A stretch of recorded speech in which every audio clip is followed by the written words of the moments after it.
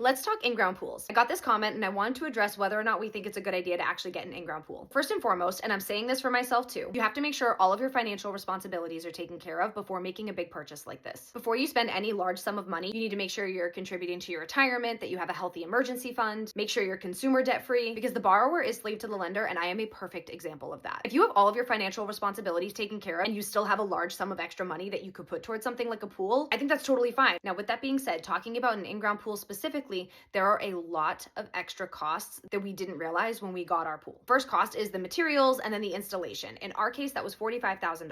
But then you also have the cost of permits with your town or city, and that's a few $100s. In addition, you have to pay an electrician to come in and hook up your pump. If you have a heater, if you have lights, that requires permits as well. In our case, it was around $2,700 for our electrician to do all the work and get the permits. Another cost for us is our pool cover. If you have a standard shaped pool, a cover's not that expensive. But if you have a kidney or a lagoon shaped pool, custom covers are upwards of $3,000.